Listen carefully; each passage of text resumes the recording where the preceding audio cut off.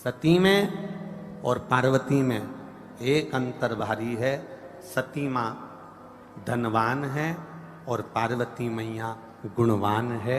इसलिए पूरी दुनिया में जितने भी व्रत हैं, पूरी भारत की भूमि पर जितने व्रत होते हैं, कोई व्रत लक्ष्मी जी का नहीं है।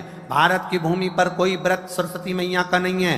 भारत की भूमि पर कोई व्रत इंद्राणी का नहीं है। भारत की भूमि पर कोई व्रत किसी देवी का नहीं है। जितना भारत की भूमि पर एक व्रत भारी है वो है माता पार्वती जी का। तीज का व्रत करोगे तो पार्वती जी का है, चतुर्थी का व्रत करोगे तो पार्वती जी का है, छठ का व्रत करोगे तो पार्वती जी का है। आप जितने व्रत देवी जी का करोगे नवरात्र में तो पार्वती जी का है। भारत की भूमि पर जितने व्रत हुए नारियों के, छोटी तीज, बड़ी तीज, हरतालिका तीज, करवा चौथ, जितने चतुर्थी के व्रत, जितने तीज के व्रत, जितने छठ के व्रत, जितने भारत की भूमि पर हुए, ये सब माता पार्वती जी के हैं। पार्वती के क्यों हैं?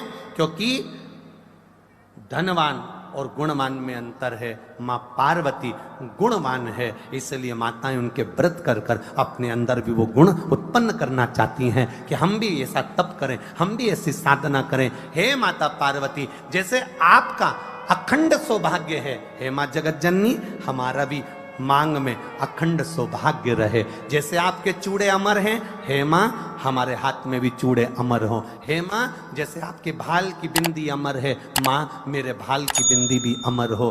हे माँ जैसे आपके नैनों का सुरमा, बालों का गजरा अमर है, हे माता पार्वती हमारे भी नैनों का सुरमा और बालों का गजरा अमर कर देना। बस इतनी सी कृपा नारी माता पार्वती से मांगा करती है, माँ पार्वती से चाहती है। सूचक वस्तुओं का जो दान करता है वो जीवन में कभी विधवा नहीं होता। महाराज वो 8 वस्तुएं बताई हैं।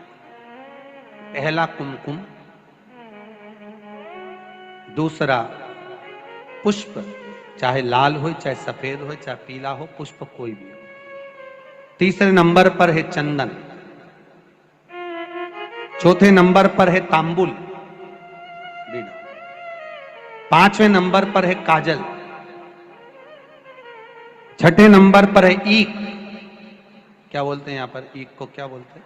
गन्ना, ईख। 7वें नंबर पर है लौंग, खाने वाली जो लौंग होती है, लौंग। और 7वें नंबर पर है, 8वें नंबर पर है जीरा।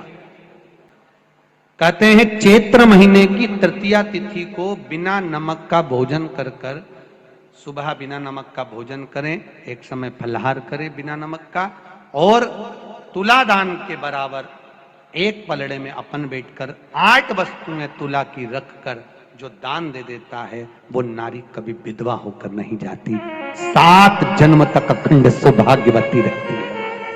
अखंड सौभाग्य कार्य करेंगे तो भी सौभाग्य की सामग्री देंगे। सौभाग्य की सामग्री का दान क्यों किया जाता है? सौभाग्य सूचक वस्तुओं का दान क्यों किया जाए? सौभाग्य की वस्तुएं क्यों प्रदान करी जाती है, क्यों दी जाती है? उसका कारण क्या है?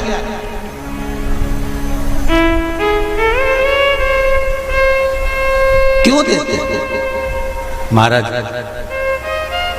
भारत की भूमि की सौभाग्यवती माताओं का एक मन की अभिलाषा रहती है। भारत की भूमि की माताओं की एक अभिलाषा रहती है कि जब उसके प्राण छूटे तो अखंड सौभाग्य धारण करके पति के कंधे पर और पुत्र के कंधे पर शमशान पर। ये भारत की भूमि की माताओं की सोच, उनके मन का संकल्प, उनके मन का भाव। और विदेश की माताओं का क्या संकल्प होता है? महाराज भारत का एक संत विदेश गया और भारत के संत जब विदेश गए तो वहां पर एक मां, एक स्त्री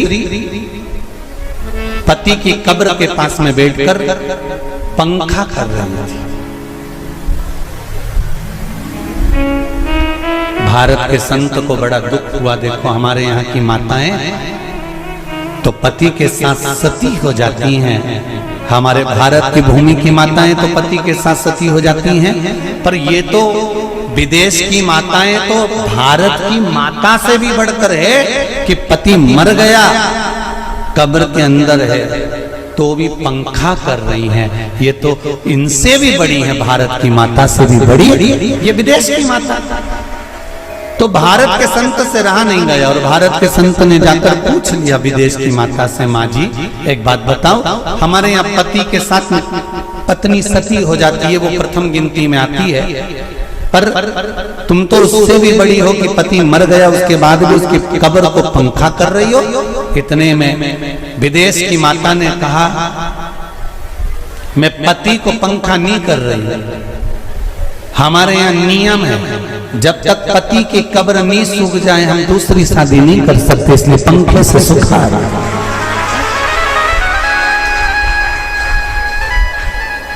इसलिए पंखे से सुखा रही है।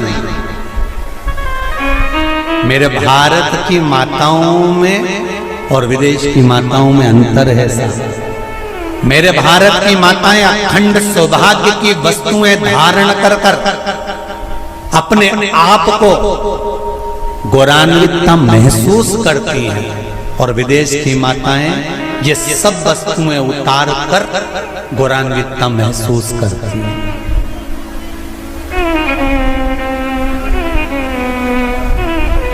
क्यों देते हैं चूड़ी का दान, क्यों देते हैं बिंदी का दान, क्यों देते हैं अखंड सौभाग्य का दान? किस महाराज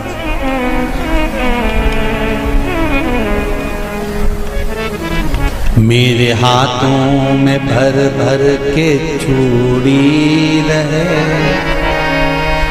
मेरे हाथों में भर भर के चूड़ी, और मैया कोई कामना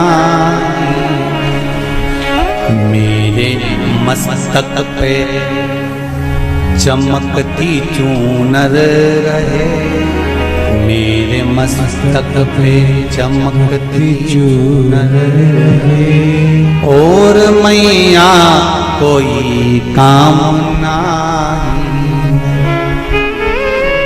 मेरी मांगों में भर भर के सिंदूर रहे, मेरी मांगों में भर भर के सिंदूर रहे, और मैया कोई कामना नहीं, मेरे पाँव में बिछुड़ी का जोड़ा रहे, एक बिछुड़ी नहीं, कितनी? 2, 3, 4, 5, एक एक पाँव में जोड़े से बिछुड़ी होना चाहिए, केवल एक नहीं, सिंगल नहीं। वो तो आजकल का फैशन हो गया महाराज, जो केवल एक बिछुड़ी धारण कर लो उसी में फैशन दिखे। श्रावण की शिव महापुराण की कथा कहती है जब बेटी को विदा करा जाता है और पहली बार बेटी के पांव में जब बिछुड़ी डाली जाती है तो वो बिछुड़ी भी अलग अलग नहीं होती, उस बिछुड़ी के जोड़ को चेन से एक दूसरे से बंधा हुआ होता। बोला सही है कि गलत? जितने आस्था चैनल पर कथा सुन रहे हैं, जितने फेसबुक पर सुन रहे हैं, यूट्यूब पर सुन रहे हैं, सुन लेना कि मेरे भारत की माताओं का जब पाणी ग्रहण संस्कार किसी बेटी का होता है, उसके पांव में जब पहली बार बिछुड़ा पिनाया जाता है, बिछुड़ी पिनाई जाती है, तो वो बिछुड़ी भी एक दूसरे से बंधी हुई होती है, चेन से बंधी हुई होती है। उसको अलग अलग वाली बिछुड़ी शादी के मंडप में नहीं पिनाई जाती। क्यों? जैसे ये बिछुड़ी एक दूसरे से पांव में बंधी हुई है, तुम्हारी जिंदगी अंतिम श्वास तक ऐसी ही बंधी की बंधी रहे, यही वर्णन है। वो तो अब माताओं ने थोड़ा सा फैशन चेंज कर दिया, अब पांव में ज्यादा बिछुड़ी नहीं पहनती, गड़ती है, चुभती है, एक बिछुड़ी धारण है। महाराज पर नहीं, बिछुड़ी भी दो हो, जोड़े से हमारी माताएं, भारत की भूमि की जो माताएं हैं, ये चूड़ी भी हाथ में पहनती है तो जोड़े से पहनती है। बोलो जैसा सही है कि गलत है? एक अकेली चूड़ी माताएं हाथ में धारण नहीं करती हैं। अगर भारत की भूमि की संस्कारित माताएं हैं और भारत की भूमि की सभ्यता और संस्कृति को जानती है तो अकेली चूड़ी नहीं, जोड़े की चूड़ी पहनेगी। 2 चूड़ा डालेगी, 4 डालेगी, 12 डालेगी, पर सिंगल नहीं, अकेले। और सरल भाषा में समझ लो, हमारे यहां ठेले पर लेने जाओ तो जो केले अपन खाते हैं वो भी सिंगल नहीं देते, उसको भी जोड़े से दिया जाता है। 2 दूं की, 12 दूं की, आधी दर्जन दूं की 1 दर्जन। अब अंदाजा लगाइए, हमारे यहां देने का भी एक भाव है। श्रावण के महीने की शिव महापुराण की कथा, जिसका नाम है श्रावण शिव महापुराण की कथा, ये कहती है कि पार्वती जी ने और गंगा जी ने ये चतुर्मास में जितना सौभाग्य का दान दिया है, उनके बराबर दुनिया का कोई व्यक्ति इतना सौभाग्य का दान नहीं दे सकता जो माता गंगा और पार्वती दोनों दान दे रहे हैं।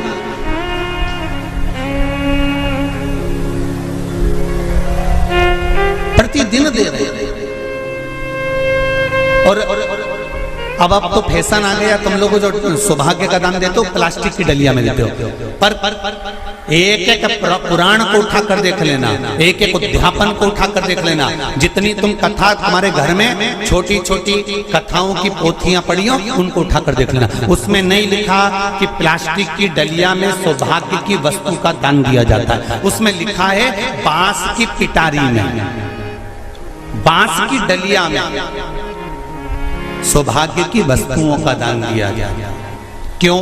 क्योंकि बांस वंश की वृद्धि करता है, बांस सौभाग्य की वृद्धि करता है, और बांस अखंड सौभाग्य। जैसे बांस का पौधा बढ़ते चले जाता है, बढ़ते चले जाता है, उसी तरह बांस की डलिया में जब दान दिया जाता है, बांस की टोकनी में जब दान दिया जाता है, तो ये भाव रखा जाता है कि तुम्हारा सौभाग्य ऐसे ही बढ़ता रहे। पर अब थोड़ा सा फैशन चेंज हो गया, तो प्लास्टिक की डलिया,